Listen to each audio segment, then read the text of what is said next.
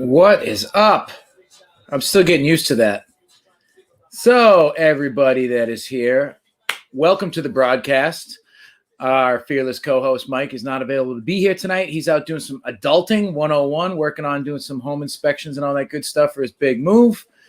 We have an amazing guest tonight. Hey, Kim. Hey, Erin, baby girl. We're still waiting on a couple of our co-hosts to pop up in the feed, but I'm going to bring in the one that did show up on time, who's going to get a gold star for the day. There she comes. You know her as Tori. Hello, Tori. How are you? I'm good. Oh, good. Good. Boy, I do not know where Hot Brat and Kenna are at this moment. We are waiting. I always hate it when it's just me and one other person on here, because then my face is like very close. It's there. It's close. And look, you can see my hair sticking up right there. It's good. Hey, Dustin, Robin, Emily, John, Tim. What's up, everybody? What is up?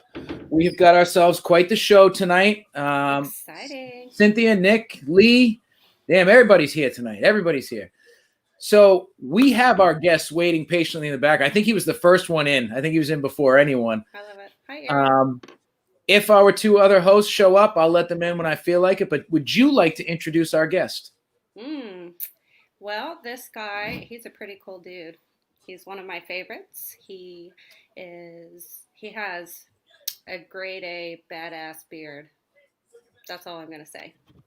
Everybody will know when he gets in. That's all you're going to give him? He's stroking it backstage, too. The beard, folks. The beard. Come on. It exudes testosterone. Good stuff. To those who haven't said hello, Samantha, Eddie, Kirsten, Casey. Yeah, this thing's tight, right? Nicholas, Samantha, everybody, hello, welcome. We're going to bring on our guest. You guys know who he is. He's coming in hot. He does not even need an introduction. Honestly. He needs no introduction, which is good because Tori and I are not doing a very good job about it. No.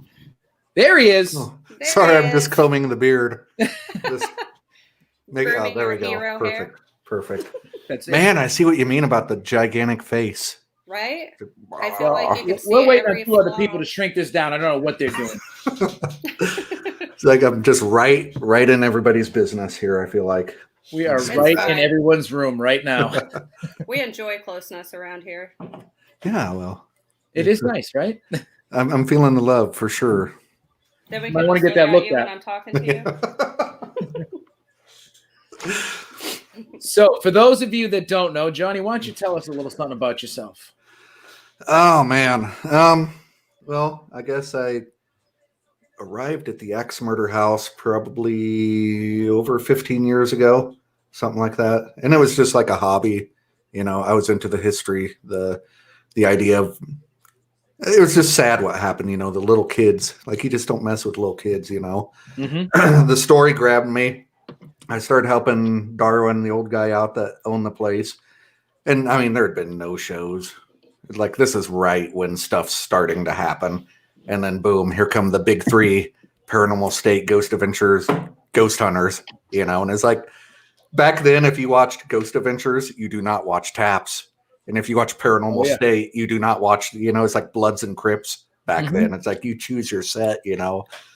And then boom, all the shows came, and just kind of remained friends with everybody who filmed. And then, you know, my best buddy, Nick Groff, is kind of helped me out with a ton of stuff. And here we are.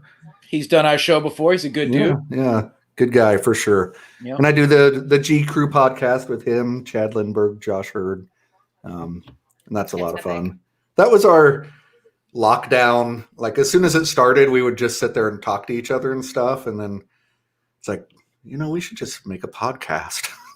Like, do what we do normally, drink beer and just BS. How this came about too. You know, it's like, well, what else are we going to do? Nothing else. And Booze and Booze podcast is like the greatest idea ever. Well, like, it was a collaborative effort. I came up with the name. Mike had the idea to put us all together, and you know, here we are. You know, with all our nonsense weekly, doing our best. I was super, like, the greatest compliment I believe I've ever had is the comment on the one of the links, and the guy's like, Johnny Hauser is the only guest that the show should be, or like basically saying I'm like made for this show. I don't know if he's calling me an alcoholic or what, but what are you drinking? Do you have a drink? I'm enjoying a nice glass of water tonight. So it's vodka. But for those that were asking, I got Bush Lights, Bush Lattes. There you go. And I got Bush latte. my homie, where is it? Jose here. Nice. I've been on a tequila kick lately. I don't know why. It was a special occasion, so I picked up a bottle of champagne. Oh, nice. It's just high life in a champagne bottle, but I had to get it. It was $2. The champagne of 2020. Nice. Some champagne for the campaign. Isn't Bush Light the Iowa state flower? Yes, Villisca Kool-Aid, I like to call it. Delicious. I never was a Bush Light guy until I moved here. Like I always drank either Budweiser or like I was an IPA guy. Oh, I'm going to drink this dark lager, and everybody here drinks Bush Light. So it's like, well, I can buy my own every time I go or just share and drink Bush Light. So, deal with it. Yep, exactly. Yeah. I'm that craft beer snob. I'm usually drinking a New England IPA, but I just couldn't help myself when I saw this. It brought back memories. And I like a nice different beer, I went and got some Guinness. I mean, everybody has Guinness, but I went to the liquor store and they didn't really have a good selection of any imported stuff. So it's like, Guinness will work. And the lady goes, I suppose if you want to chew your beer. I'm like, shut up. That's what I think of every time someone says Guinness because it's so good. It looks like oil, but it's really not that. It's actually a light beer. It just looks scary because it's dark. Yeah, it's almost like beer racism. Yeah, I think so. I know. I'm gonna have to go back to this liquor store. I'm triggered, and I wasn't even there. Steve Broad is on the way. For the one person out there that was wondering, he's gonna show up. It's not about no power on his laptop or any of that bullshit. Yeah. He's playing video games and didn't want to stop. Oh, here he is. Let's give him a whole ration of shit. Thank you, Nick. My daughter got me this hoodie a couple years ago. Here he is. Oh, smaller faces. Now we can see. Now we're small. Much better. I know, right? I was starting to feel like I wasn't talking. I was self-conscious a lot because I'm just like staring at myself talking. And, like, Pretend I'm not here. Pretend I'm not here. We always do. I know. So I don't know if Kenna is going to join us. Kenna has got a crazy hectic week. She's got all kinds of stuff going on, getting ready for a holiday party for her work, and she's stressing out. So I said, you know what? You make it, you do. If you don't, we'll just make fun of you. So we'll give her a few more minutes. So anybody out there in the comments, if you guys have not signed up for G Crew, you should. It's on Patreon. And I sorry to interrupt. No, you're good. I don't know that we've even really announced it much, but we're putting everything in like all the podcasts and audio version, and that's all over Spotify, like all the streaming things like that. That's awesome. Cool. So, and I think we're putting all of the video podcasts just free on YouTube, and then we're going to use like the Patreon for further exclusive. And I think, don't quote me, I don't know if it's all set in stone. I think we're going to do like the podcast like a week before on the Patreon, so they can see it first, and we'll have a lot of behind the scenes stuff. But yeah, if you just want to listen, you can just hop on any podcast site. So the episodes are really full, but where it's at is the lives. They are so freaking funny. Oh my God. Yeah, the lives. It's pretty cool, just because we can bring on people that want to talk to Nick or Chad. I always joke that Josh and I are like the George and Ringo of the group. It's like Chad Lindbergh, Nick Groff, Johnny Hauser, Josh Hurd. Well, Chad's now the only one we have not gotten on our show, and right. I did message him the other day, and he has not opened my message yet. So you can give him a bunch of shit. We're trying to complete the quartet. Absolutely. Well, then you got to get Mitch. Oh yeah. And Mitch is kind of a jerk. He's a little diva. Like I'm sure he's going to have like pre-type out the questions for you to ask him, and it will give this show structure for the first time ever. I would just ignore Mitch. He thinks he's part of the group, but he just likes to hang out on the wall. He cracks me up that live and I don't know. Like Nick was telling a story about a pine cone or something, and then he said something about a tea bag. Oh God, Yeah. that was so funny. What are we talking about? Teabag, though. I mean, this is a family-friendly show. That Those is are- exactly where it went too. It was Those so are the funny. podcast, the ones that I love that are like ones. I mean, granted, I'm going to be drinking because this is my time for me. Mhm. You know what I mean? Mhm. So of course I'm going to have some beers, and then every once in a while Nick will be like, "Oh, I got a glass of whiskey. I'm just going to sip on." And there's those nights where he'll go refill it, and then those are the good nights where towards the end of the podcast you get some pretty good stuff going. Yeah. Oh, it's funny. You will laugh very hard. So anyway, I love it. It's one of my favorites. Yeah. And I must say that, like, G Crew, when it came out, and I was telling Nick the same thing when he was on, whenever he was on, but it came out at, like, the perfect time when the pandemic kind of hit. And I can tell you just from, like, my personal experience, just, like, all the bullshit that I deal with at work, like, all of the dying and crazy, like we had an inconspicuous gunshot wound the other day. It was quite weird. Wow. But I don't know, it's just a nice reprieve, and it's nice to laugh like that. I will laugh so hard I cry. It's so funny. And that's awesome, and I think that the whole thing helped all of us too, because it's so depressing. It's like, what is happening? Can't go out, can't do anything. Like when the lockdown happened, at first I'm thinking, this is dumb. And then it's like, this is weird. Like, this is really still happening. And then I was hoping for like the Mad Max apocalypse. Like I was ready to shave a mohawk, get some leather pants, I was like, let's do this. And then it's just depressing. And so, us being stupid and laughing with each other and interviewing people and stuff like helped us all through it, I think, too. Right. I started doing that myself. Like at the beginning of COVID, I have a rule: I don't drink alone, Mm-hmm. and because I find it weird. And so I just started. I was like, well, I can't go out, so it'd be like a Tuesday night. I'd be like, I want to have a beer, so I would literally just go Facebook Live on my page and be like, I'm gonna drink if anyone wants to join me. And I met so many cool people this year, just fucking sit and watching me talk and get drunk on camera with them. And I would do it a few days a week, and then for no reason at all, people were like, can you show us how to cook? I was like, what? Cooking demonstrations one day, like just totally bizarre. But that's how it started. And then one day I woke up and came out of my room, and Matt was standing in my hallway in my house. I just don't even know how I got there, but yeah, I was just trying to borrow some underwear. He wouldn't give me any.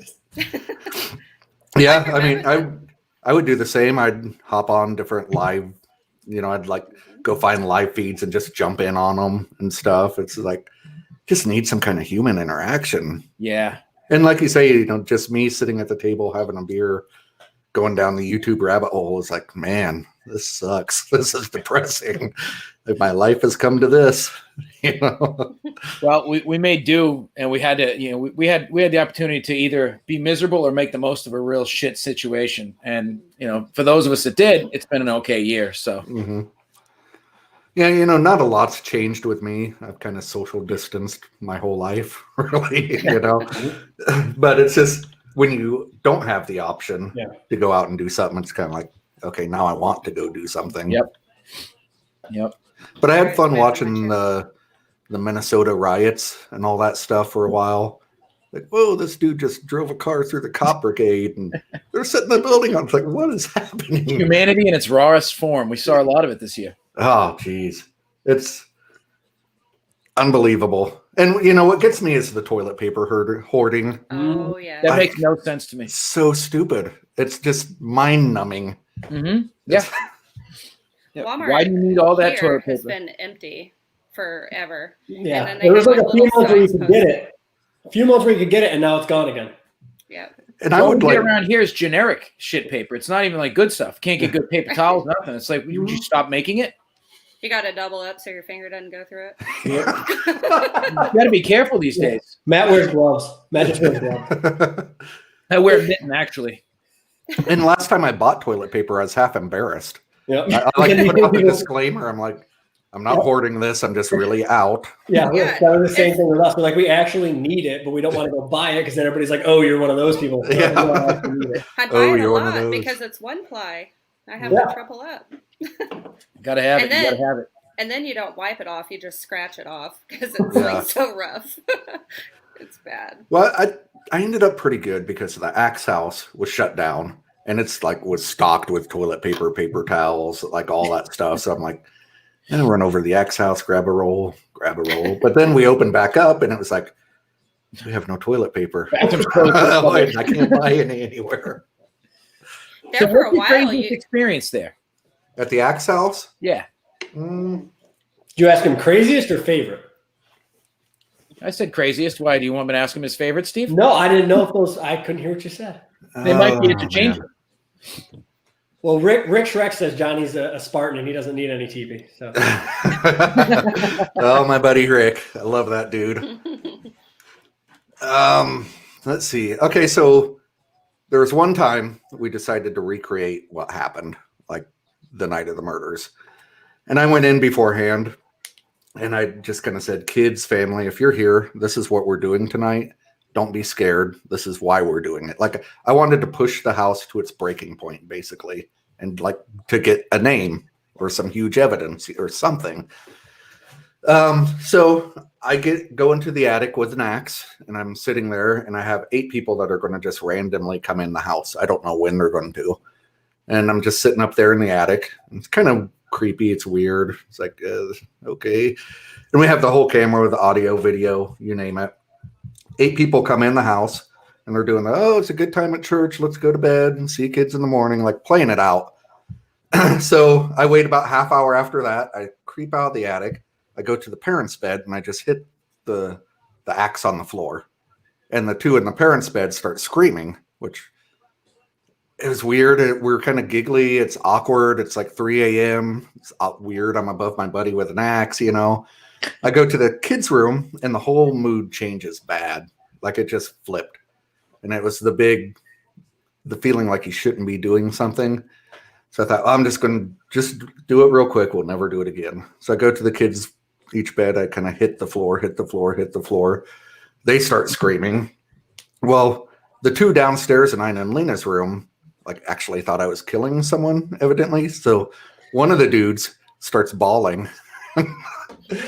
We have the video footage is so great, and I've been in a lot of scary places with this guy, and he's not scared of anything, but he like starts freaking out and he runs out of the house, and his buddy chases him. I didn't know any of this is going on. Like I'm starting to feel half out of it, like half drunk at this point. I snap out of it, and I'm in front of Ina and Lena's room downstairs, and I thought I heard a voice, and I'm like, guys, I'm done. We can't do this. This is stupid. So I call it off. We go out to the barn. Reviewing audio and video. So like as I'm in the kids' room walking to the staircase, the closet door opens and closes, the attic door opens up, the downstairs door opens up. It shows me walking downstairs, and I'm standing in the parlor room, just standing there. And I look up at the IR light and I like squint, which I mean humans obviously don't see IR light. And then I kind of sit there and you see me rub my head like that and kind of shake it off. I walk to the door. And the voice I thought I heard, we caught on audio, and it goes, do it. Like to actually do it. And that was some Amityville stuff. That's creepy as hell. yeah. But like watching the video was me watching myself and not remembering half of it. Like that was what? Yeah. And that was scary. Like that was Yeah. curl up in the fetal position in the shower. Like I'm a dirty boy. You know, like, and dude, like, right after that, shortly was the Sally House thing where the hair was burned off my leg. And like I found a church. I started going twice a week. It's like, I need some happiness, some good things going here. And I'll never, ever do that again. I won't even investigate the Axe House ever again. And that's a big reason why. Because that was just too much. Makes me want to show up with an axe in hand. Well, then, I mean, like years later, you get the dude that shoves a knife through his chest. And so what I think's going on there, Reverend Kelly in 1918 said that a shadow figure gave him the axe and told him to kill. And like nobody's talking about shadow figures back then. I can remember when they were aliens and then interdimensional time travelers, and now they're the spookiest of ghosts. Who knows what they even are. But he said he felt like he was in a whirlwind and being led beyond his own control. Like, kind of the same thing. And it's like, dude, I want nothing to do with Shadow Man, nothing to do with any of it. So I actually went back to the house, and I'm like, I got to work here. Like, leave me alone. I'll leave you alone. We got to have some boundaries. But then I was like, and if you guys don't have me doing this, you don't have people to mess with every night. So you need me. So like, I'm trying to bargain with whatever. And it's been good ever since, but That's good. I mean, that was too much. You can go ghost hunting and catch an EVP or hear a footstep or a door moves. But like when you get where you're doing something and you watch it and you don't remember it and a voice is saying, do it. Like, that's way beyond cool or fun. Right. That's life changing. Yeah. I'll leave that to Nick. He can do. He can do it. He can deal with it. We do have a question. Would you say that was the craziest thing you've done in your career then, investigative wise? Yeah, I wouldn't say craziest. I would say that's the dumbest thing I've ever done. I mean, how stupid could I be? Hey, let's recreate the axe murders in the axe house with an axe. Like, Well, I'll tell you right now, I would have done the same thing, and I still would even after hearing your story. So, us paranormal people aren't the brightest bulb. but if you did it, please put video down so I can watch it afterwards and be like, whoa. I'd only do it did it. Graham. It has to be recorded. Was it on the actual anniversary of the murders? Is that what you said? You did it on that night, or No. I've done 5 or 6 of the anniversaries, including the 100-year anniversary. I told Darwin, like, that date, I want that date. That's mine, And I'd been working for him for quite a few years at that point. Sit down in the chair. I text my buddy. He's like, bro, if you don't hear from me by morning, get my preacher down here. Like, I was pretty kind of freaked out. Yeah. This is a 100-year anniversary at the Axe Murder House. Nothing happened. Not a thing.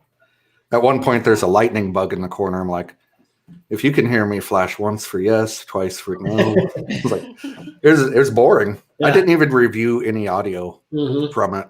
It's like nothing. But I've had a Tuesday in February where footsteps, door slam, like 10 in the morning. Yep. I go up thinking somebody broke in, nothing. And I've done well over 400 overnights alone in the house. And I've looked for like 15 years of patterns with birthdays, anniversaries, moon phases, storms, the eclipse. Is there a word I can say? Like, there's got to be a pattern to something. And I found no rhyme or reason to any of it. It just does it.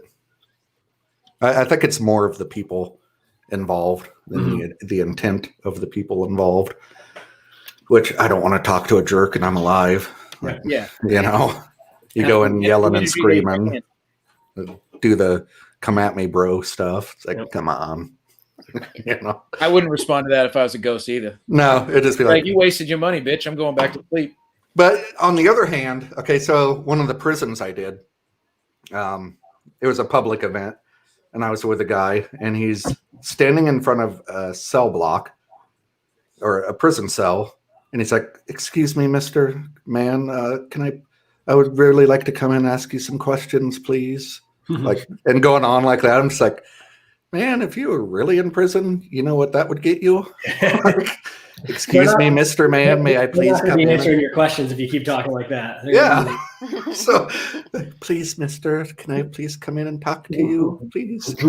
Like, pretty sure the voice cracked even. But at that same prison, so I was alone in one of the cell blocks. And I think that music is like the universal language. Everyone loves music. Like, I don't care whatever kind of music. So I'm sitting there, and of course, I pull up some old school Ice Cube, just blasting it down the cell block, and I'm sitting there, it's like, oh, this could be like a music video. This is perfect. But it got really, really heavy all of a sudden, like bad feeling. So I stopped it, and one of the guys that was a tour guide at the prison comes, and I told him I played some music, and it got really heavy. And he's like, "What'd you play?" I go, "Ice Cube." He's like, "Dude, this is the Aryan Nation wing of the prison." It's like, even better. This is awesome. Yep. Crank that right back up. So that was pretty cool. That's like a validation of what I was feeling and why I was feeling that type of thing. That's wild. No, I think, and again, I think music is a good way to tap into places. We've done that a few times at Wilson Castle, Matt, up in the ballroom there. Mhm. We've done it a few times up there, which I'm still not convinced that was a ballroom. I don't Doesn't know. make sense. It's not big I'm enough. I'm not sold on it, but that's what they call it. So whatever, we've played music up there, and we've gotten some pretty good responses with it. So I think music has a lot to do with it at locations, whether it's the energy or like the vibrations that it's putting out, or if, like you said, it's just an easier way for them to, kind of like relate to us in a way. Mm-hmm. Yeah. I think What first got me on that was some good friends of mine. They did like living history in Kansas, and they did an overnight. And this is the first time I met them. And they come walking across the yard into the barn, and they're wearing like period early 1900 clothing, like wool pants. And this is in June, and I'm just like, are these real people or are they ghosts? So check them in, and they're like, we're going to go get our equipment. And I'm thinking, here come the gadgets and the K2s and the millimeters and the Pelican cases. And well, they go out to their vehicle. They're bringing in a banjo, a fiddle, some spoons. And I'm like, what is happening here? They're like, oh, we're just going to go in and play some period old-timey music for about an hour or two. You want to hang out? I'm like, yes, I do. Mm-hmm. And so they just sat in the living room and played like bluegrass stuff. And they got that place on fire instantly. And I was like, wow, that could be it. I mean, they responded. It's what they recognized, that music, the clothes they were wearing, just the whole thing. Wow, that's cool. So I liked it. Yeah. I'll just YouTube some kind of music every place I go. So aside from the Axe Murder House, favorite location you've been to? Oh man, so many different. And I truly like Lee and Jennifer Kirkland. I mean, without those two, those guys kind of really hooked me up. And Nick, with the Nick Groff tour. So I've been lucky to go to so many amazing places with the Nick Groff tour, for free, which is awesome. Good price. That's the best kind of place. And it's like, oh man, I'm really fond of Jefferson City Prison or Missouri State Pen, Jeff City. Mm-hmm. That place is awesome. The staff there is just like the most knowledgeable staff at any location. You could ask anybody anything, and they're like on top of it. Herb Baumeister's house, the dude, Fox Hollow. I did that with the Booth brothers, which was interesting because when we went, You can't go anymore, right? Yeah, I don't think they let people in there anymore. but this was a long time ago, and I think it was owners before the owners now, maybe even. And I don't think we were even supposed to be there, but it was like after a convention, and the Booth brothers. I mean, they can talk their way into any place, So I got to tell this whole story. So I'm sitting at the bar with Grandpa from Texas Chainsaw Massacre, and in walks the Booth brothers, like, hey, we're going to this place. You want to come? We need a cameraman. I'm like, okay. So I get in their Jaguar. They're blasting the new Guns N' Roses that, like, I don't even think even came out, but they had a copy of it. And they're going like 90 on the wrong side of the interstate. Like somehow they, like, dude, we aren't in England. We need to be on this side of the interstate. Like, and then we go there, and there's a big deal. These people didn't know we were coming, but the event people said they set it up, yada, yada. So one of them just decides to give us a tour. So as we're walking through, we're like they're like having a party at this place, and they're all like dying laughing at us. But what they didn't know was we were all dying laughing at them, because it's like the sweater over the shirt, like tied up, and the wine goblets, and they're like khaki pants and the penny loafers, and like, oh, look at these ghost hunters. And we're just like, look at this guy. He's got a sweater over his shoulders, And then we do the tour, and afterwards, when the guy goes, yeah, I got an EVP, and I'll play it for you. And he plays it, and it's like probably a minute long of, I don't want you guys in here. You need to get out of my house. This is my house. Now leave. And the Booth brothers were instantly like, that's bullshit. The guy's like, what? He's like, that's bullshit. No EVP is ever that long and clear. You know? I mean, it's just super awkward, but it's a really cool place. But what kind of got to me, like, I go down into the basement where the swimming pool is, and I just started like coughing and coughing and coughing, and like I almost threw up. I don't know what was happening. And I excuse myself. I go outside, and it's like, man, learn how to swallow. Like, what are you doing? I come back in, and the guy's going, and this is where he drowned his victims. I'm like, I don't claim to be psychic whatsoever, but it's like, was that choking? Because but you know, it's just one of those things that is still stuck in my head. That's wild.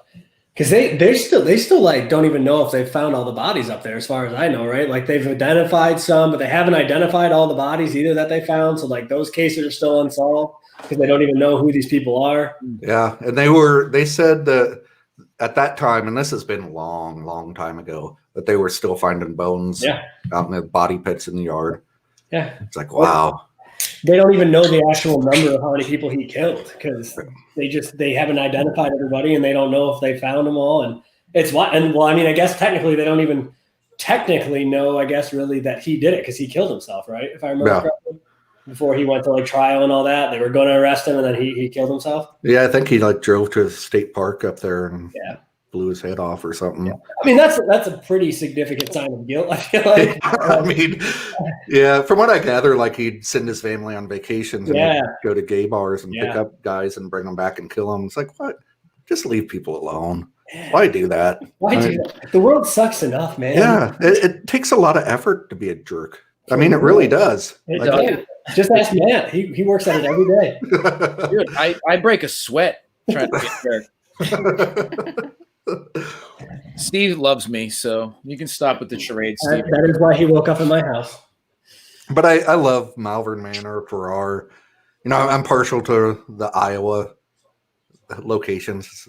Got to represent Iowa. I haven't been out to Iowa. I don't know if Matt has. Nope. On the list. Next year, do it. I'd love to do the Conjuring House. That's one I want to do. I'd love Matt to lives there. Yeah, that's my home away from home. I'm there all the time. Nice. Corey and Jen are awesome people, and I have the okay to pop in and say hello whenever I want. It's like home. That's pretty cool. I'd love to check that out.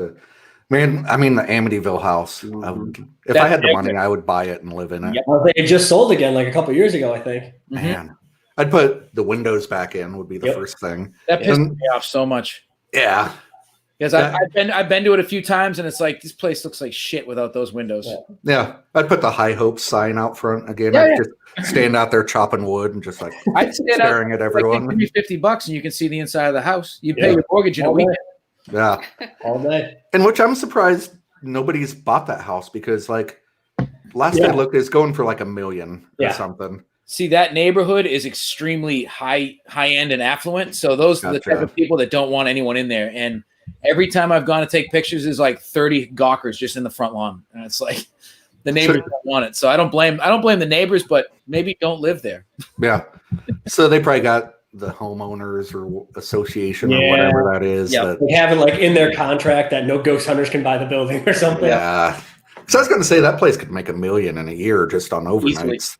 Easily. I'd buy a second too. I'd pay $2,000 to stay the night in there, no problem. Not even thinking about it. And a lot of people would. That's the thing. A lot of people would. And imagine the first show to film in there. How much they would have.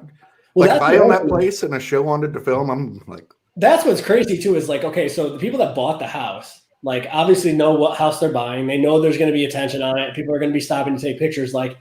Do one show. You name your price. You literally put your price out there and you say, hey, if a show wants to film here, this is the price. First one to pay it gets it, and then you're done. Yeah. Name your price. You know what I mean? Like, and then just be done with it. Everybody already knows houses anyways. And just say like we're only going to allow one show. Yeah. And nobody else is going to touch it but you. You could do $500,000. Because it would be a huge thing. It would be such a big televised thing. You could do one and done, and then it's not going to draw any more attention. Everybody already knows what that house is, so it's not going to hurt you as far as people stopping and trying to take pictures. And you know, a lot of people say, "No, you know, it's been blown out of proportion. Nothing happened to the Lutzes," but the DeFeos were still murdered in there. You know, regardless, he still changes his story every year in jail. Regardless, that still happened. Yes. Yeah. Six people were murdered in that house, no matter what the stories are. Yep. I would kill to get in that place. Yeah. Interesting choice of words. I just got to get an axe. Everybody knows I can get one. Where's one spot that you haven't been besides Amityville? Now that you just said that, but where's one spot that you haven't been? Like one of more well-known locations that like everybody's been to, but you haven't had the chance to get there yet that you really want to get to. Of Waverly, everybody's like you, and Waverly's such like.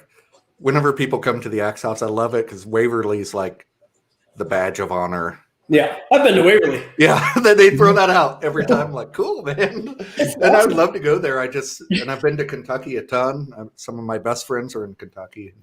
I just have never been there. Bobby Mackey's just because I'd like to just hang out with Bobby, you know.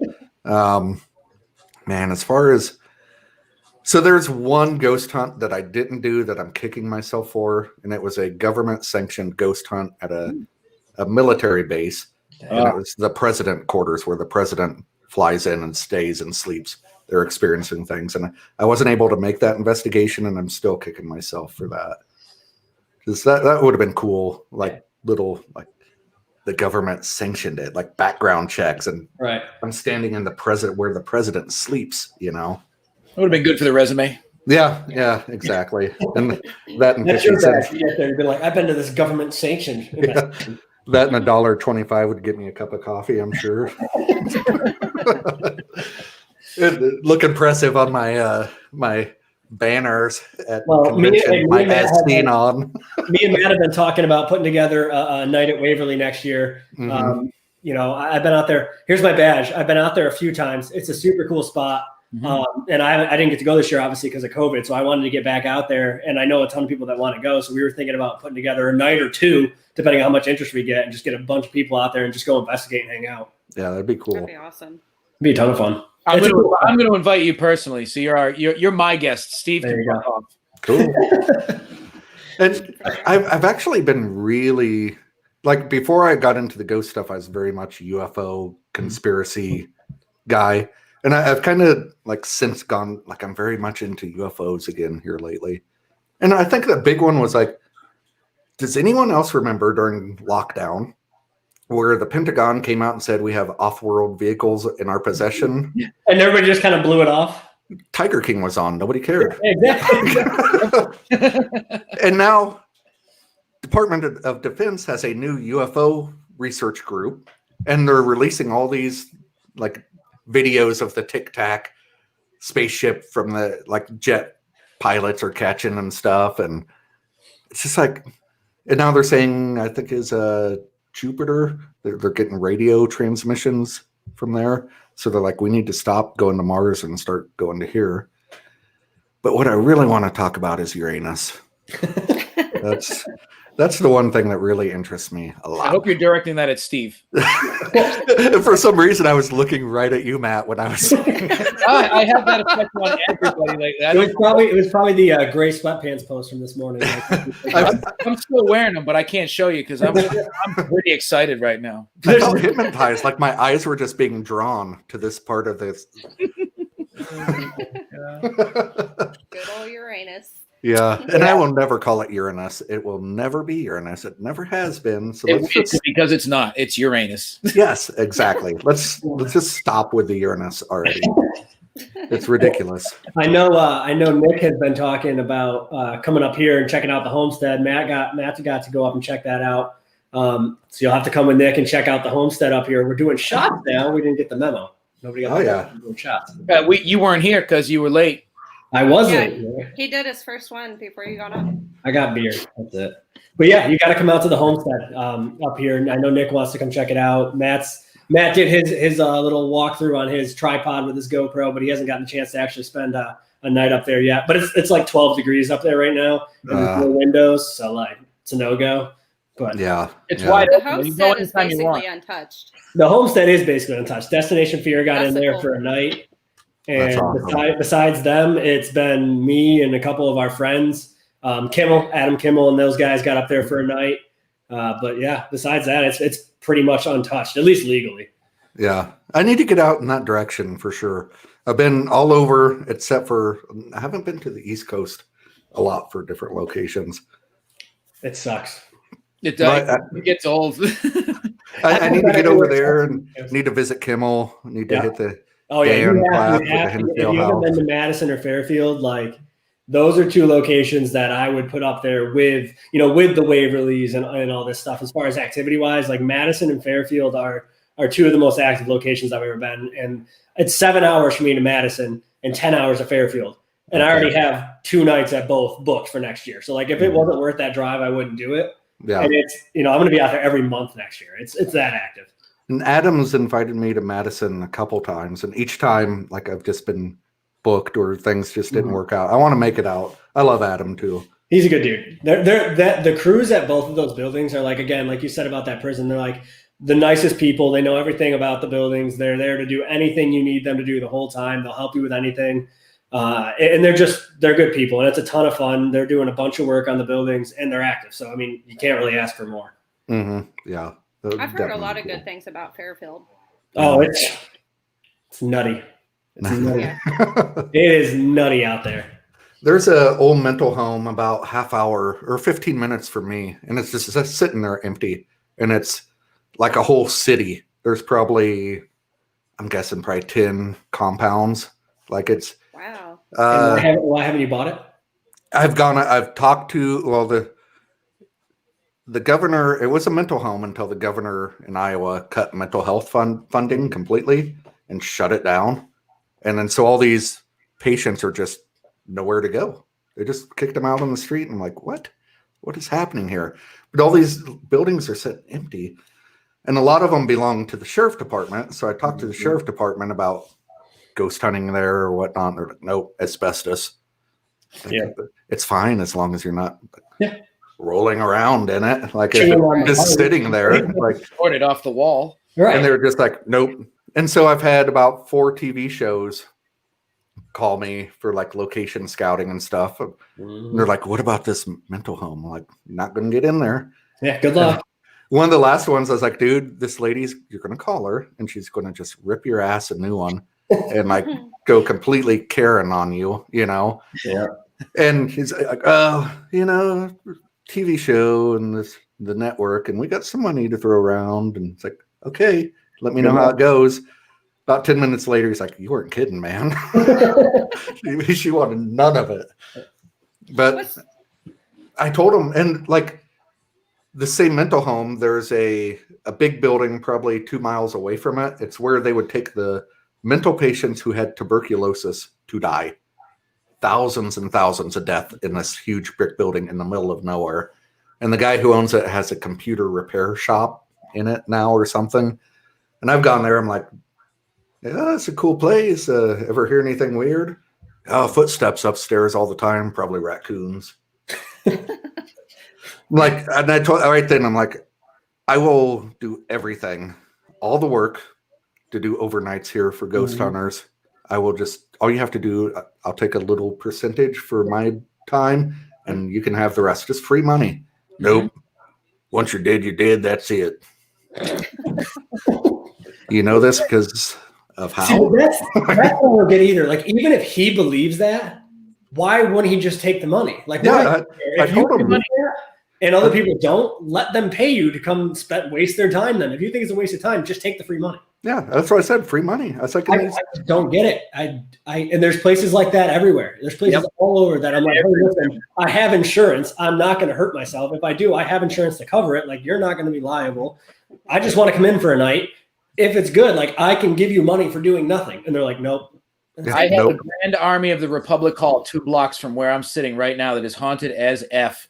They don't want ghost hunters in there because they don't want it to be known as a haunted place because they think people are going to break in. Yep. And they do. Which that is a viable like worry, but if you have security and you have cameras, like, yeah, it sucks if they break in, but like at least you can do something about it. I don't even have the money to fix it.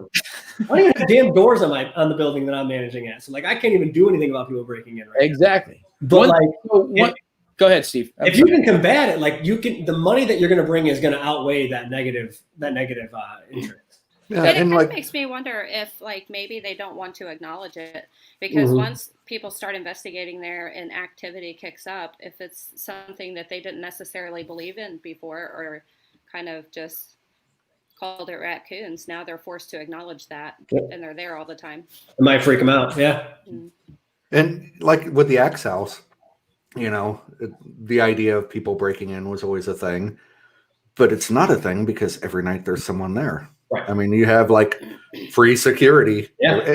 And I told the dudes, like, the people that are going to come aren't weird people. I mean, maybe, but I'm not weirder than I am.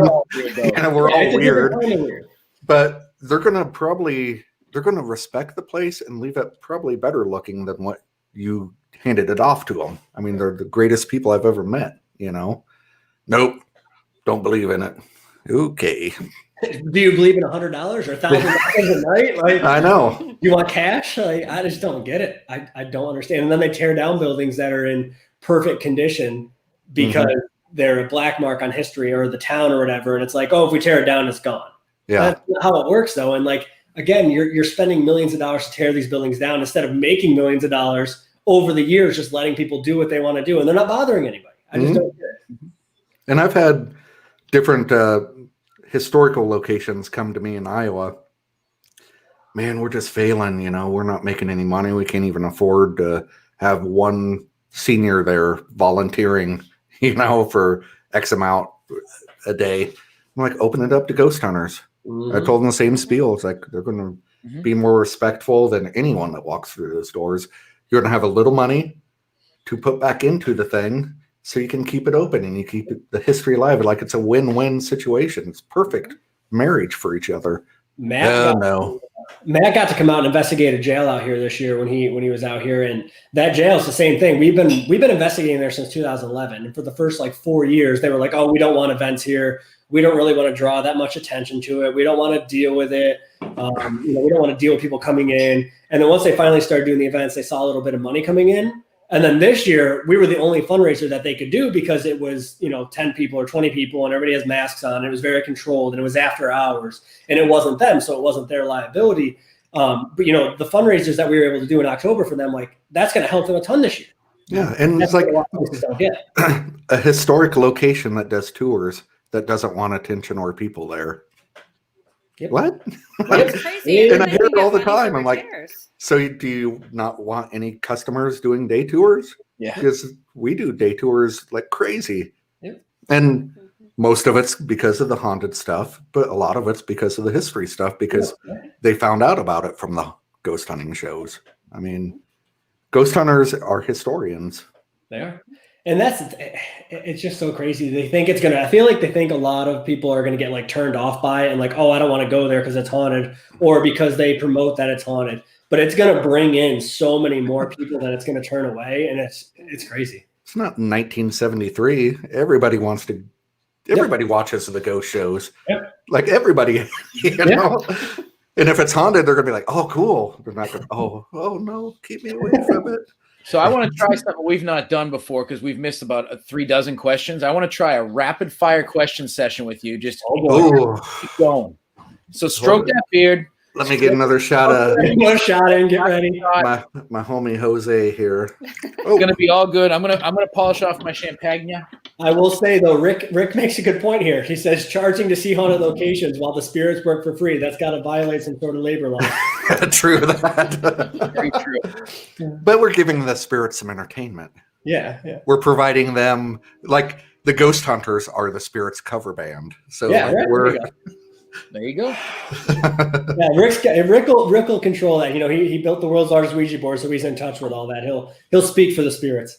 And Rick, I love Rick so much, man. First time I ever met him was running the Spartan Beast with Nick out there, and I'm just like, we go to eat beforehand and Nick's like, oh, let's get some chicken wings and stuff. I'm like, yeah, it's gonna be great tomorrow when we're running 5,000 miles, and we're sitting there and. This dude walks in, this huge guy, long hair, the beard, goatee, Slayer patches all over his jacket. I'm like, dude, this guy's gonna fucking kick your ass, Nick. It's like, oh, hey, buddy. It's like, oh, it's Rick Schreck. Wow. Nicest guy. The sweetest guy in the world. They drove, I think, 10 or 12 hours, brought water, treats for us, greatest dude in the world. But because of that guy, anybody at the Axe House, whenever I mention a Ouija board, Like, oh no, never touch them. Like, one of my best friends has built the world's largest Ouija board. He has thousands of them in his house, a gigantic one on the front, and he's like, nothing's happened. You know, but if you play with one once, you're going to become possessed. Right. What? Okay, I got to go on a rant here. I love it. Real quick. The first convention I went to, and I was like really new to all this. I'd ghost hunted before, but it's just on my own. I had no idea there were teams and matching shirts and all this, you know. And I go and they're like, never, ever, ever ghost hunt alone. It's like, whoops, I've been doing that for a long time. And never, ever, ever let children ghost hunt. I'm like, what little kid has not gone to the cemetery, played Ouija boards, did Bloody Mary? Like, I did all of that. And I've done probably 90% of my investigations alone. I'm relatively normal. Like, and I don't know. I don't get it. Relatively. It's like somebody says something, and then that becomes the gold standard forever. Mm-hmm. Hollywood made a thing about how Ouija boards are bad, and now they're, oh man, don't even touch one. Don't even look at them. And it's funny because if you look at the older like advertisements from the early 1900s or even the 60s, it's like it was a happy, fun game where a couple played a game. Like literally, the directions say it works best if it's a guy and a girl playing together as like a couple. You know what I mean? So it's funny to see where it started and what has happened to it now. And now I'm seeing people playing Ouija boards, and then they'll do the planchette to the eye from the movie. Yeah. Like, what are you doing? It was a parlor game. Like, tell your future. All that to us last week. They made it up for the movie, and now people do it all. Yeah, now it's a thing. Yeah. And yet, one time I told Travel Channel, like, you go into a house where somebody had an argument. You feel that negative energy. That negative energy stays there. It could have been an hour after the argument. You still feel it. So say the Axe house had an atom bomb of negative energy dropped on it. That had to linger in the place. And what if that negative energy can manifest as whatever it wants to? I mean, we're all energy, you know? So they kind of, and the reason I said that was people would do EVP sessions of, tell me who did this. They're all getting different names nobody's ever heard of until I went back through the old detective notes. Now, detectives questioned people in the case for 5 years. There weren't 3 suspects or 4 suspects. Half the town there were hundreds of people that were suspects. Those names are coming out on the EVP. The guy who owned the shoe store got in a fight with JB over parking his buggy in front of his shop. He was a suspect for like a day, but his name comes out via EVP. So I'm like, whatever is in this house is messing with people. They turned it into the killers in the house. And that was probably 15 years ago. I just got a call. Yeah, my team wants to come in. Redneck Ghost Hunting Team television show, a.k.a. YouTube channel. Yep. And we want to take on the killer in the house. It's like, the killer? What? I came up with an idea of energy taking on any form it wants 15 years ago. And now the idea that the killer's in the house is just the gold standard. That's what it is. Yeah, and I think it's the same thing with Ouija boards. You know, it's like the telephone game. It keeps changing. And do you think the killer's in the house? No, I don't even think the family's in the house at all. I think something was there long before any of this happened. Going back to Reverend Kelly talking about a shadow giving him the axe. 30s and 40s, they were doing seances in the house. I mean, that's always an awesome idea. Yeah. You know? And then with Darwin opening it up for ghost hunters, I mean, who knows who you all have falling around with you that go location to location. And say you're a ghost and you walk by the Axe house, you're going to be like, damn, there's a party going on in there. I'm going to hang out here for a while. That makes sense too, because you got to think, like, if they are actually drawing energy and they need energy to manifest, you know, a place that is actively being investigated all the time is going to have more energy with all these people going in and out and all the equipment and stuff. So maybe it will draw in people from down the street or down the, you know what I mean? Like, who can say what's creating the haunting? That makes sense. And the house 15 years ago is not the house now. Yeah. Every single overnight I've ever done has been different. It's just I think it's just constantly changing, morphing, evolving. I think it's like Rose Red, like the house is just haunting itself. Yeah. I have a question for you because it's been a minute since I looked up Villisca and the Axe Murder house. What year did those murders occur? 1912. 1912. And I'm assuming that it was occupied after that by families or whatever. 5 years later, 1918, after the Kelly trials, they offered 6 months free rent for whoever would move in. John Geisman was the first. Stayed one night in the house, slept in the barn the rest of the time, left his wife and kids in there. He wanted nothing to do with it. That's what I was wondering. It makes me wonder, like, how many traumatic events has happened at that house since those murders, if you know what I mean. So 1925, Homer Rittner and his wife stayed 2 nights in the house. They left claiming to hear footsteps, and the wife said she saw a silhouette holding an axe.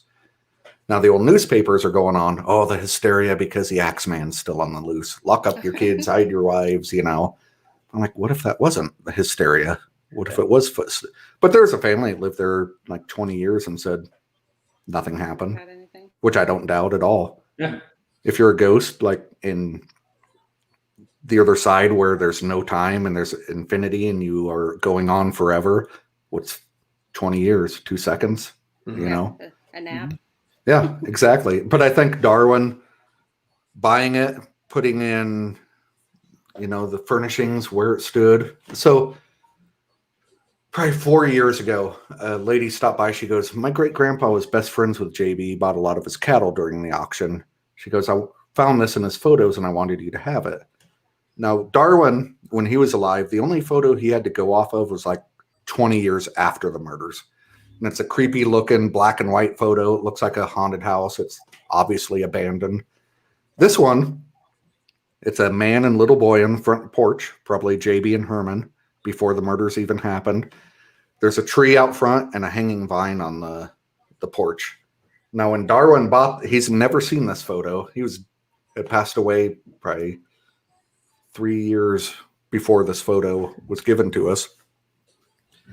When he bought the house, he planted a tree in the front yard, and on the side of the porch, he like did this hanging vine thing. And Martha hated the hanging vine. She's like, it's growing into the house. It's destroying everything.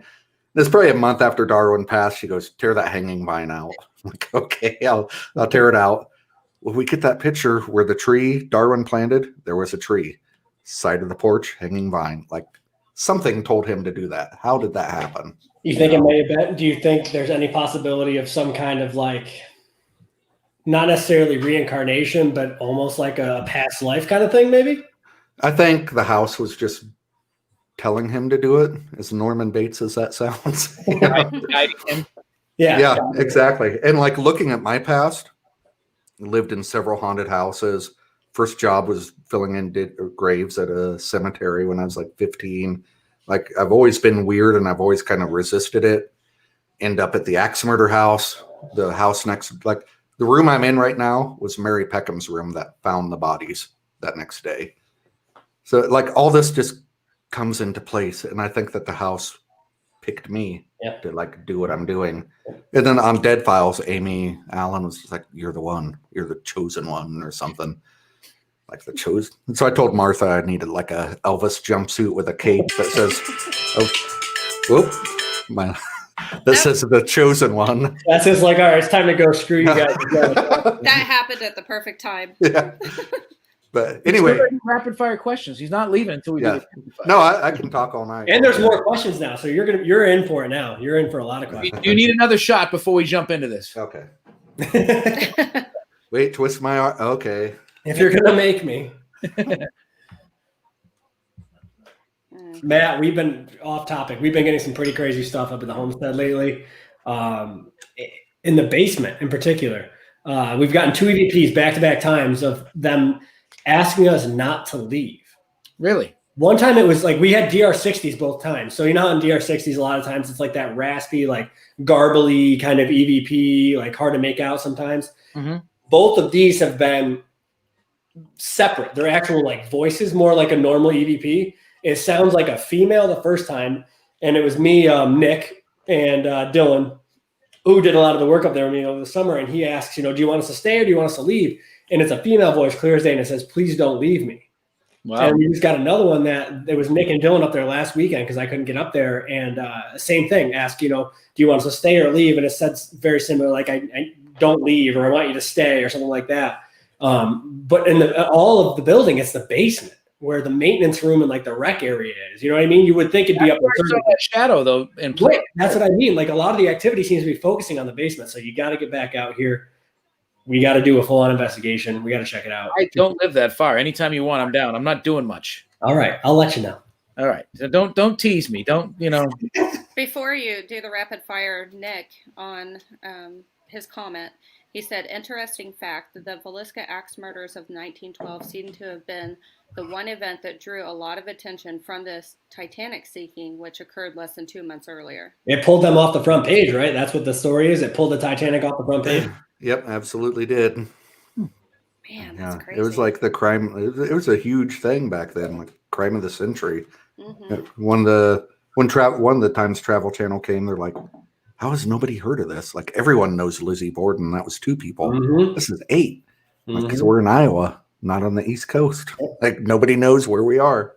Yeah. I know, current day. Like I see a lot about the Axe Murder House. It's pretty iconic in the things that I see and read. I sent you that TikTok, what was it, a week ago or something, that somebody made a TikTok about Villisca. Paranormal stuff on TikTok is actually getting really big right now. Yeah. Well, I just had 3 days ago a guy from Vietnam that was doing a podcast in the house in Vietnamese or whatever. And he's like, he goes, saying how huge it is in Vietnam. I'm like, what? It's like, oh yeah, you say axe murder and everybody Villisca. I'm like, that is insane to me. It's awesome. Like that made my week because for the fact of people in Vietnam know who the Moore children are and Ina and Lena Stillinger. They know these little kids, and these little kids should have laughed and played and had fun and fell in love and got married and had their own, but they were robbed of that. So their story is still going on in Vietnam. Like that is awesome. And that's one of the most interesting things about the house to me, because like obviously we all love the paranormal, and like one of my other bigger like interests is true crime. You know what I mean? This is still an unsolved case, and like to me that just brings everything. It's so cool, as morbid as it is, to be able to like tie the two things together. You know what I mean? Like an unsolved true crime case with the paranormal, and that doesn't happen a lot. Obviously with Lizzie Borden and then the Axe Murder House, but a lot of the other places are just, it was a hospital, people died here, that kind of thing. But it's a different kind of haunting, I think.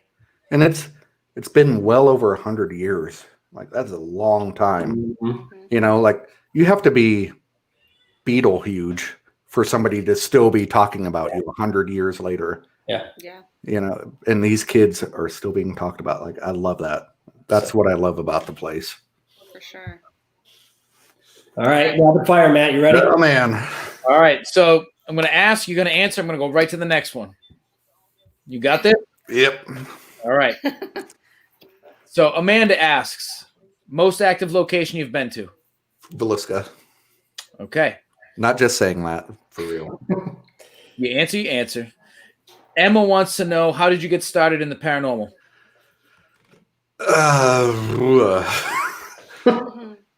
You know what really, really first got me started? Right when I very first came to the Axe House, I get a MySpace message. MySpace message. I remember MySpace. Yeah, so from Ryan Buell. It's like, hey, my buddy Chad Kalick's doing a documentary. Can we come by the Axe House? I'm like, yeah, sure. This is Ryan. Okay. 2 days later, Chad Kalick and Ryan Buell are outside doing the American Ghost Hunter documentary. And Chad and I clicked pretty instantly. And Chad really got my foot going. And then that turned into Brad and Barry, Booth Brothers, yada, yada, with the Nick. So very first, Chad introduced me to all this stuff. Sounds good. Have you investigated? Dustin wants to know, have you investigated anything down in Texas? Yes, I did. I stayed down in Texas for almost a month with Brad and Barry Kling. We did a bunch of documentaries down in South Texas and Helena, mostly an old ghost town in Helena. There's an old Wild West place, which was like Sin City back then. And this is the best part. It was like all the outlaws, the banditos, and everybody like gathered in this place. There was no laws. They'd drink, they'd fight. And it was all ran by one woman named Sally Skull. Her last name was Skull. It was like Sally Skull. That is badass. Yeah, it is. And this woman ran all these outlaws and banditos, and this is great. That's cool. What about Nick wants to know any locations in Chicago? Oh, my buddy Roe took me to a bunch in Chicago. We went by the Joliet prison. We didn't investigate, but I had to stand out front and do my best Blues Brothers impersonation. What is that location in Chicago? I can't think of it. It's like a big. Yes, I have. I can't think of the name of it right now. It's been a long time ago, but and then we went to the cemetery, the famous cemetery out there. Bonaventure? Is that what it is? No. Bonaventure's in Savannah. That's Savannah. What the hell's the one in Chicago? I know what one you're talking about. And like Capone would like dump the bodies in the little. Yeah. What is that? Bachelor's Grove. Yes. With the ladies on the bench. Yep. Amanda wants to know, where is Kenna? None of your business, Amanda. Did you imagine? I don't know if you saw this or how far up it was, but they want to know, do you think the Vatican is haunted and would you investigate it? Good question. I think I missed Vatican. I would absolutely investigate it. Is it haunted? I don't know. I mean, probably with awful intentions. Well, the way I see it is, if everybody has the potential to become a ghost, that's like, what, 300 billion ghosts? Yeah. Like, so that tree over there is haunted. Yeah. Why aren't beaches in Hawaii haunted? Because if I was a ghost, that's where I'd be. Right. And that's where I think a lot of like, do you have free choice kind of thing comes into play, because why is everybody picking these old prisons and these hospitals to haunt? If you have a free choice, why wouldn't you haunt a beach or something? I've never heard of ghosts being trapped in a location until Beetlejuice because of the sandworm. Never was a thing before that. Yeah. So like my buddy Tinny, love that dude. He's like, okay, so if there was an old abandoned house right here and a guy was killed on the second floor and that house is destroyed, is he 20 foot up haunting floating up there? Yeah. And if you want to go that deep, we now know the earth is moving constantly. We'd be back that way in space. Yeah. So if all valid points. Cool. Yeah. Also had when is the next Johnny Hauser versus going to happen? Oh man, sometime. Good answer. Captain Obvious. I didn't want. So when I did the Johnny Hauser verse, I did the Axe House, of course, because I had to, and then at the end of the Axe House, evidence that I was catching was pointing me towards Malvern. So it's like, I got to go to Malvern. When I finished Malvern, there wasn't anything. And I didn't want to do, I'm going to go to this location just because it's cool and haunted. I wanted it to make sense to the first two. So eventually I'll do something, but it's just got to make sense at the time, sometime. Steve actually was going in order. Good for you, Steve. I got another one. What piece of equipment, what device do you think is a waste of time? You just went out of order. Where's that one? I'm just scrolling down my list right now. Well, I mean, if you want to take the show over, that's fine. Just give me a heads up. Listen, we're looking at two different lists of questions, it appears, because I haven't seen the ones you're asking either. So. Oh, am I on the Steve crew tonight? Oh. Is that what? You can have them. The S crew. We always joke on G crew that we're going to start the Chad Lindbergh crew as soon as Nick logs off. Okay, it's time to go. My only interaction with Chad Lindbergh is he was a zombie in one of those like make pictures at Scarefest one year. We needed somebody to be our zombie, and he was standing there. And he's like, "I'll do it." So he got knocked up as a zombie. That's hilarious. I don't know. Like, I like to myself go back to old Ed and Lorraine days. Like, I would love to have a reel-to-reel with a gigantic Bob Barker microphone to do EVPs with, But we got to encourage growth within it. Like, I'll use a lot of apps and stuff, which a lot of apps are stupid and don't work. But what if one does work? Right. Because if we didn't try it, we'd still be having seances, Who's to know? But I think for me personally, EMF detectors. Just, I mean, there's just so much. Mhm. I mean, I don't know. They're good if you get an EMF spike with an EVP with a personal, like several things to back all that up. But just a spike in EMF, I mean, could be so many things. Could be your cell phone, you know. Have you ever used a Ouija board? Yeah. No, Okay. and I was like Matt, 10 years old. questions. I'm just scrolling, so 10 years old, keep an made eye my on own Ouija board. yeah, he made his own Ouija board. And then I was the one pushing the planchette to freak my cousin out.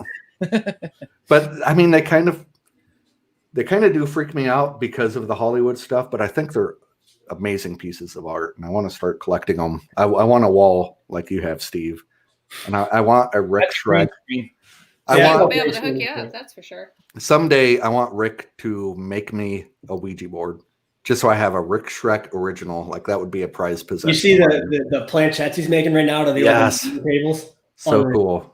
I just auctioned off an 1891 Kennard the other day. It was $20 a spot. Somebody wanted to board for $20. I'll always find one that's like obviously made like 2 years ago and screenshot it. Dude, is this worth anything? Should I pick it up for you? Yeah, her name was Erin. She won an 1891 board for $20. That is awesome. It was super cool. And there's a bigger story to the whole thing that I didn't tell everybody. It's benefiting the Talking Board Historical Society in this weird way. You'll see a post coming up from Merch pretty soon that kind of explains it. But Matt has a bunch of boards too. He just doesn't display them on the wall. I recently, probably 2 months ago, played a Ouija board with a friend, and I was really trying. I was hoping something would happen. Nothing. Oh, Rick says my raffle was rigged and he wants a redo. So probably was. So Emma wants to know: is there someone you want to investigate with that you haven't got to, besides myself and maybe Steve and Tori? Matt, Steve, and Tori for sure. I actually did investigate with Johnny. Yeah. Malvern. Yeah. Oh well, there goes that joke right out. Let's see. You know, I've been fortunate to investigate with like a lot of my heroes in the field. Become friends with them. Like Ed and Lorraine Warren. I mean, that would be like amazing for sure. I got to go to Ed's grave and investigate with Lorraine twice. Oh wow, that was pretty awesome. That would be awesome. My 11-year-old daughter was upset when Lorraine Warren died. Like that's the impact she had. Yeah. Like, oh yeah. Man. No, I've been able so far, you know, and Jack Osborne would be kind of fun because he's Ozzy's son. Mm-hmm. You know, just because it's Ozzy's son. Well, let's skip Jack. Let's go straight to Ozzy. Give him a lot of shit, but like he's got passion, man. Like, yeah, he's genuinely interested in it, like we all are. It's just because people look at his situation. It's like, oh, he's Ozzy's son. He doesn't know anything. Well, why wouldn't he? He's passionate. They're like, well, he got a TV show because he's Ozzy's son. Okay, maybe he got a TV show because he's Ozzy's son, but that doesn't mean he doesn't care about the paranormal and isn't as interested just as everybody else. You're just pissed. He's got the connections to get a TV show. Yeah, you're pissed because he got a show. And if he's interested and wants to do it, like, why does that bother you?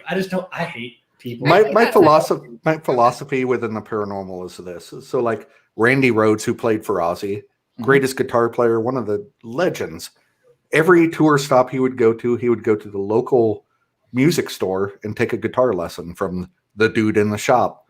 This is a legend. Mm-hmm. And he always said, there's always something to learn from everyone. Yeah. And that's what we need to embrace in the paranormal. I don't know more than anyone else. We don't know anything. I think new people coming into it are great to investigate with because they're looking at stuff with a fresh set of eyes. They're coming into it at a completely different time than somebody that's been doing it for 20 years or 10 years or 5 years. Like they're coming into it brand new. And why not investigate with them? They might think of stuff that you wouldn't have even thought of. So we need young minds. Young minds are like the ones that are going to further this. Yeah, absolutely. And that's, I hate it. There are people that are like, oh, well, our team has a combined 20 years of experience. I'm like, there's 18 of you on the team. Yeah. Yeah. So like, but who cares how long you've been doing it? It doesn't make you better or worse. Like investigate with everybody. You can learn techniques from different people. Like I've never used dowsing rods before, But when I get finally the chance to investigate with Matt and he's cranking out these dowsing rod sessions, I'm probably not going to use them because I don't know if I know how to use them. But like what Matt was getting was unreal. And that was super cool. What? I used to make fun of dowsing rods like crazy. I thought they were so stupid. And I had this old dude come to the Axe House. He's probably 90. And he's got dowsing rods. I'm like, oh, okay. And he goes, I used to be a well digger and we use these to dig wells. I'm like, yeah, they worked, huh? He's like, how do you think we dug wells? We didn't have equipment back then. And he goes, I was so good that it would cross when there was water and then it would bob for how many feet deep. And so like that stuck with me and I researched it. It's like, that's what they used forever to dig wells. So there's something to it. And I think stuff like that, like where you're going back and taking a lot of the technology out of it, there's less room for error. Like that's just what it is. It's just in its raw form. And so that's why I like going back to the Ed and Lorraine stuff. Yep. Like I think we need to, technology is great, but we kind of got to dumb it down a little bit. Yeah. Because we get stuck in this box. And like I was with the dowsing rods, cranky old man syndrome here. That was stupid. Why did I think that? I have no idea. Right. And then this old dude just completely schooled my ass on it. I'm like, okay, yeah. I was wrong. And we've mentioned before that, like with equipment, I think people get so focused on what's going on with their electronics that they miss everything going on around them. You stare at that little green light on the K2 and you're missing everything that's happening in the room. I've sold everything I have except for a digital recorder. That's all I roll with anymore. And everybody always asks, if you could bring one piece of equipment in, what would you bring? My answer every time, digital recorder, every time. Voice recorder.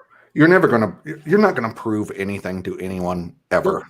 Nope. Doesn't matter what you capture. Nope. Yep. You could have, unless you have Abe Lincoln in a Harvard lab for 10 years answering questions under a study control, nobody's going to believe you. Right. And even then, people wouldn't believe you. So I just go in for my own personal experience. And if I capture an EVP, cool. It makes it so much more enjoyable when you stop caring about other people's opinions on what you're doing. Go back to what you started with. Because when you started out, nobody knew you. You didn't care what people thought about you. You didn't have that reach. You didn't have that following. Nobody saw what you were doing. So you were just doing it for you. Mm-hmm. So when you go back to that and what got you excited to go into these locations, that's when it's always fun. Man, I spent thousands in equipment. And it's just, I'm like, oh, this needs a battery. This blah, blah, blah. Like the whole night I'm just messing with my equipment. It's like, who even knows what I've missed? You know? So I tell every single new team that comes to the Axe House, I'm just like, don't buy stuff. Like, go buy the cheapo digital recorder from Walmart that costs $12. You're good. You know? Good old days at Radio Shack when you could buy one for $30. Yeah, exactly. We have, what do you want to see more of in the paranormal, and what do you want to see done differently on investigations? You know, like more new people, more young, new, fresh minds. You know, it's kind of like we keep using. I love the people that are on TV. I'm friends with most of them, but we need to not keep just repeating this. We need to get some new people in, new ideas, new techniques, new thoughts. Adam Kimmel, that dude, when I met him, he was doing Resident Undead at the Axe House, and they were doing the Ripple in Time. Yep. And I thought that was the most brilliant thing I have ever heard of. And they still do it. And they still do it to this day. And that's the thing, they've never changed. They do the same thing. And they do great stuff with it. And I agree. I think we have a lot of new people in the field. We have, I know Madison Smith. She's a younger investigator. Yeah, that's great. I love We have a lot of people like that. And it's funny because, like, it's hard. That would be a great TV show to see somebody at that age investigating. But then you also have the networks who are greenlighting these shows. They feel they know what's going to make the money. It was probably 6 years ago, 5 or 6 years ago. We were under contract. I was like 20. Everybody else was like 18 or 19. We got turned down. We got to the head of a channel, and we got turned down because they said we were too young and nobody would take us seriously. But it's like, that's what we want to see. You know what I mean? Like, we want to see these younger people that haven't done it before and that are new to the field, and it's a different perspective on it. Like you said, everybody that's on TV right now is great. Nick, awesome. Super good investigator, down to earth, knows what he's talking about. But it's like, I want to take a 15-year-old kid and put him in there and see what happens. Yeah. I mean, let's keep our people on TV, our veterans. That's been our, that's been doing this forever. We need that knowledge that they have for sure. But we need to introduce young people in because they're the ones that's going to be doing it 50 years from now. My daughter was the first member of my team, and she's 10. She's been doing this with me for a couple of years, and she has gifts like I do, and neither of us know what the hell we're doing. We're learning, but she loves that she shows no fear. She'll go anywhere we go, and she gets pissed when I won't take her places with me. But haven't you heard you should never let a child investigate? Oh, I love it. And they're going to be the ones asking, for Zach and Nick to come through on EVPs. And, you know what I mean? Because they're going to still be around. They're going to be the ones asking our investigators of this time. They're going to be the ones investigating them and like investigating all these places that, Zach's museum or whatever. And like years down the line. When I first got in the game, I was pretty young, but I needed John Zaffis, that dude that's been there, done that veteran, that dude that's seen everything. We need all of it. But we need to teach the young our ways, but then let them try new things. I think it would be cool to take a veteran investigator like Nick, you, and anybody, and have them follow a 15-year-old kid and do what the 15-year-old kid says. Because I think you guys would learn something. Similar to that Psychic Kids show, where you have the psychic, the older adult medium psychic kind of like mentoring them, but standing back and letting them do what they have to do. Have a Nick Groff go on an investigation with a Madison Smith. Yeah. And see what he picks up and let her do what she's going to do and, feed off each other. I think that's super interesting. That's a great idea. I love that. I think it would be cool. Matt and Kira. See, that should be the next season of Johnny Hauser Verse. Yeah. I get my daughter. She's just turned 12. And so my daughter just turned 12. And she's like, Halloween night. We never book the Axe House on Halloween because that's when everybody and their dog go, let's go knock on the Axe House door. And it's just not fun for the overnights. Right. My daughter's sitting there, Dad, let me in the Axe House. I want to stay the night in the Axe House by myself. Yeah. I want to take a Ouija board over there and play it by myself in the Axe House. You've done well. In which, I'm sorry, most people are, I can't believe you let her do that. So finally, I just got tired of it. And I'm like, okay, I'm going to lock you in there. Yeah, good luck. So I pushed her in, hit the padlock. I'm like, have fun. And she made it like an hour. And she played the Ouija board in there. And then she's like, she FaceTimes me. She's like, yeah, can you come get me? Like, yeah, I'll be right over. So 10 feet from the place, She did it. But then she was like instantly mad. I can't believe it only lasted an hour. That's stupid. It's like, dude, I know grown adults that don't even last that long. I'm like, she has bigger balls than I do. An hour, that's pretty good. I couldn't do it. But why not teach? Why make these kids not ghost hunt? Like, kids cannot ghost hunt. You're being your parents.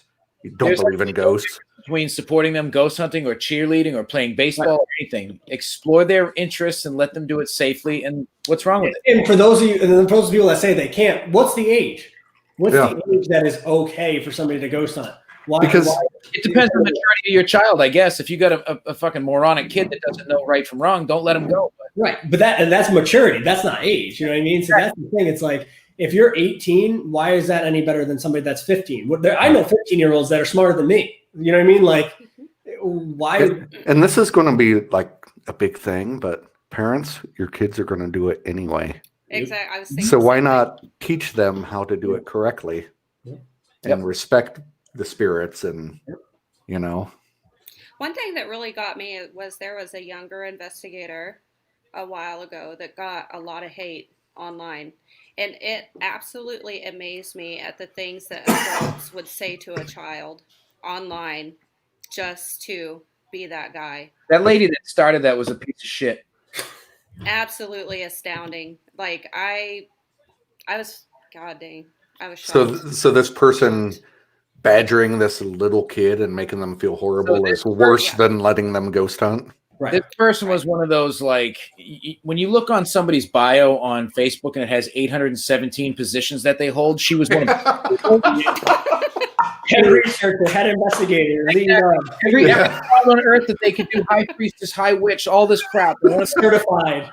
And then had the gall to share a picture of said person which she has no right to do because it's not her child, and says if you and letting a child investigate in the field is completely selfless, is a completely terrible idea, and you're awful if you allow this. And Why? the Army came out and just shot her down. She lost favor with everybody. I think she's gone now completely. Yeah. But I remember that. Yeah. And why?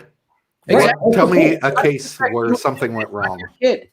What it is I think at that point it's somebody who's, older, who's like, hey, I've been doing this for 15, 20 years and I get 4 likes on my picture and this girl's 12 and she's getting in there and she's getting 100 likes on her pictures. She doesn't know what she's doing. She shouldn't. I think a lot of it has to do with jealousy. You know what I mean? Mm-hmm. They see this person getting success so quick and they're like, I've been around for so long. Why does nobody care what I do? Mm-hmm. Yeah, that lady's a clown. And I was just talking the other day. I was just talking the other day to Matt about this. Nobody cares what you do in this field unless you have a TV show or whatever you're doing is going to benefit them. Nobody cares what you're doing.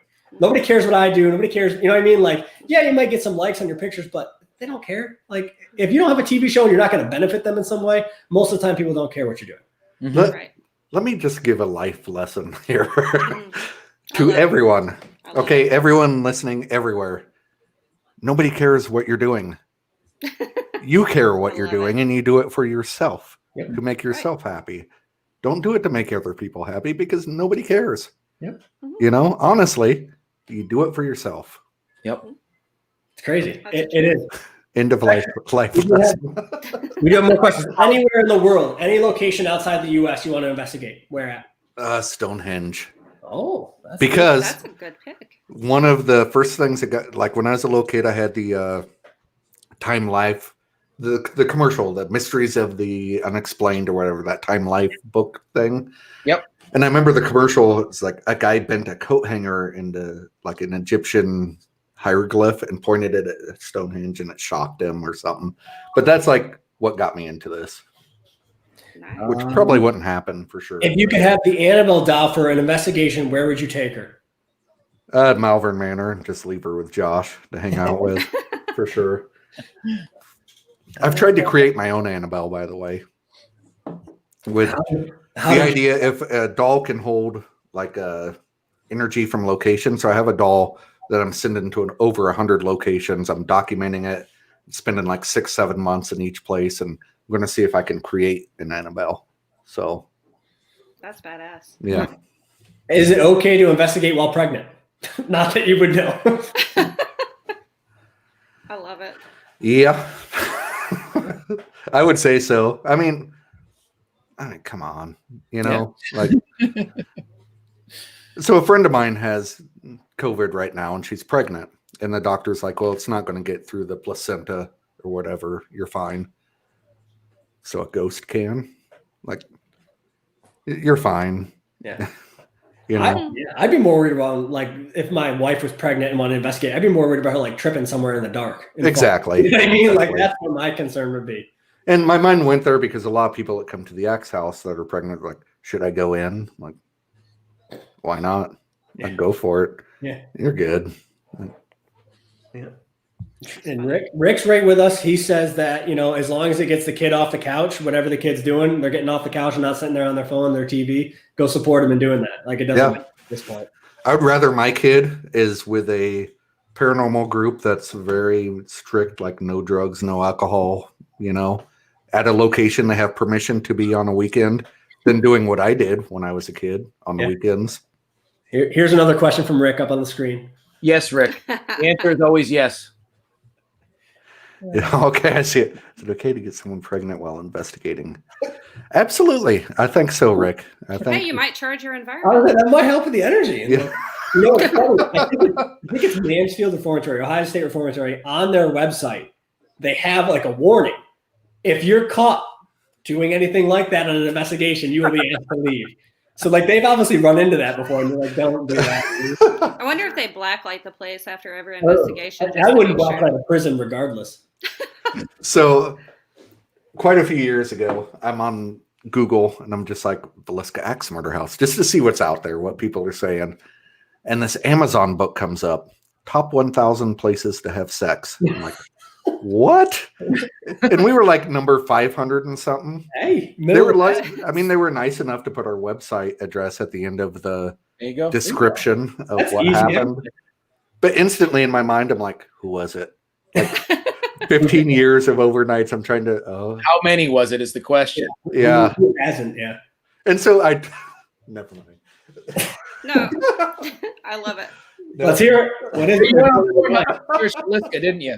No. Take the shot. Tell the story. No story.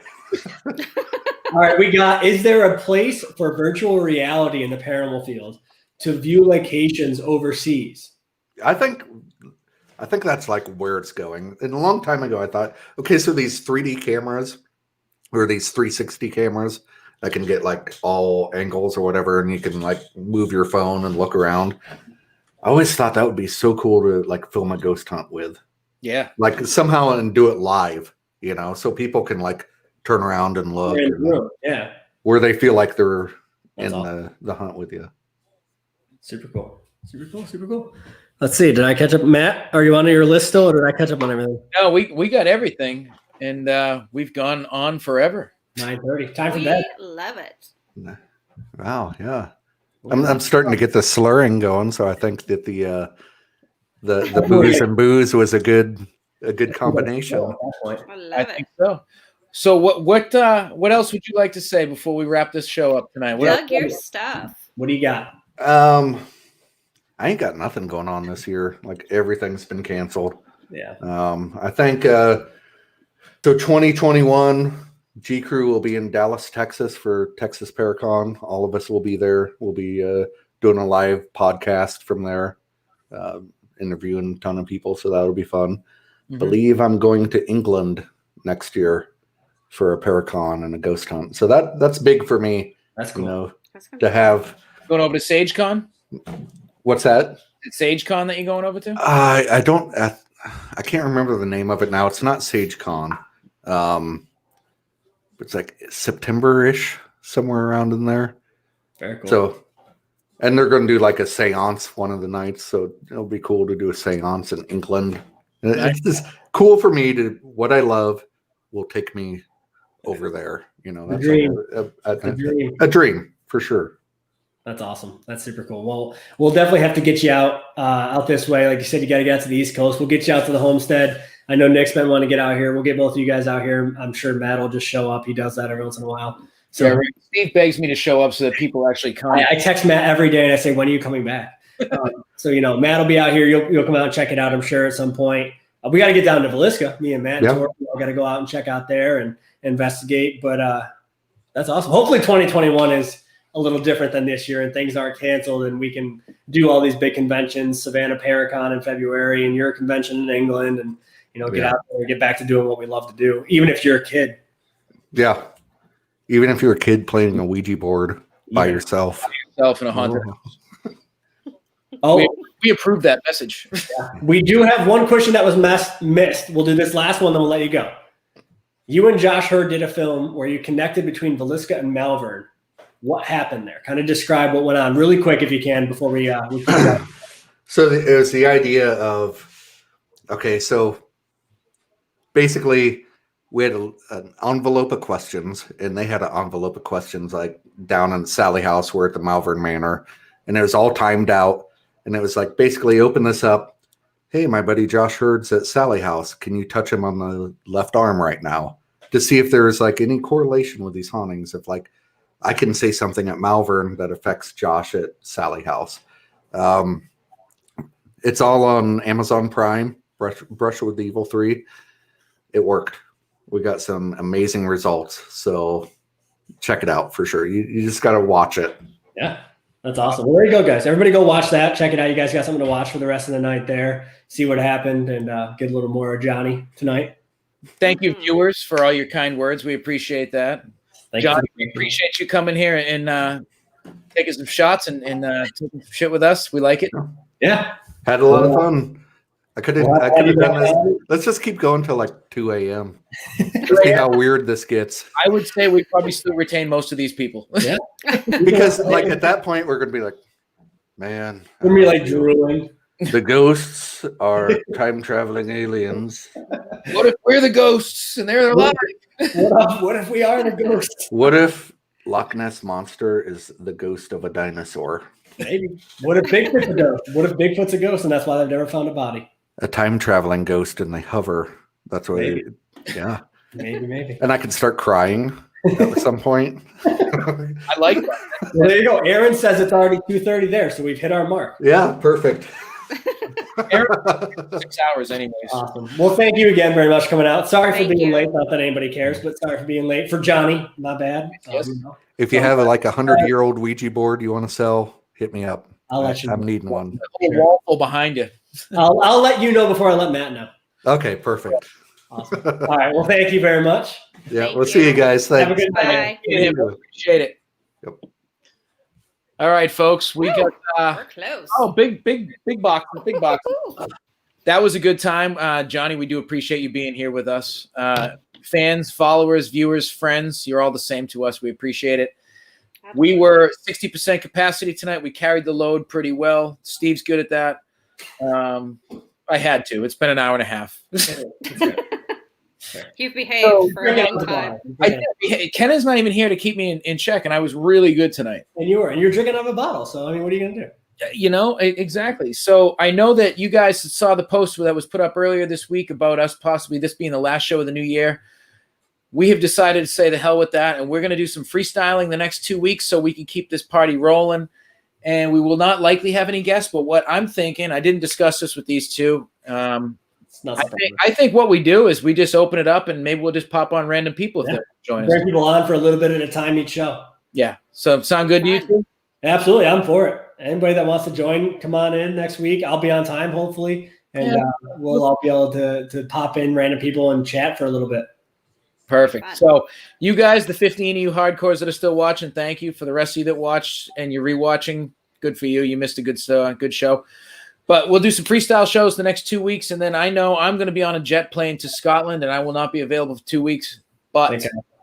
New Year's Eve, I'm going to be jet lagged as all hell. I'm going to be, because the difference, I'm going to Scotland, and it's 5 hours in the future. They live in a weird land over there.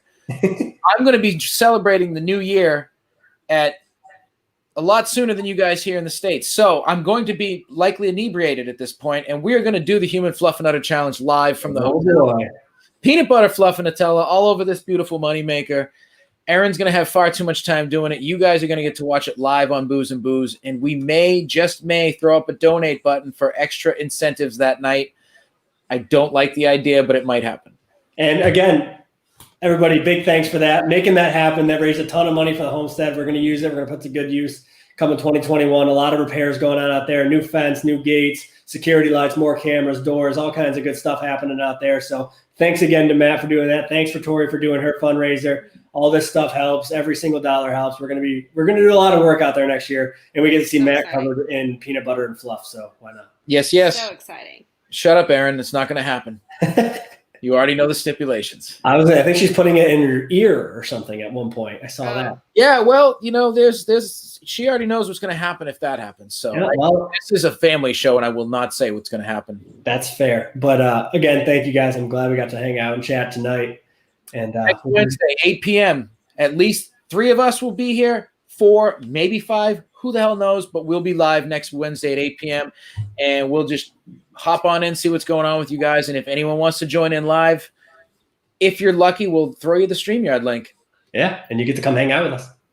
We'll see. Awesome, guys. What do you mean fluff or what? Fluff or nutter? It's the state sandwich of Massachusetts. Come on. That's with was that a UH at the end? Fluff and nutter? Yes, sir, it is. All righty. All right, I have to go because I'm hungry, and me too. We've had a great show, Put guys. kids to bed. There you go. You got to put Beans to bed. Yeah. I do. He's a pain in my butt. Okay. You wanted a puppy. Yeah. I did.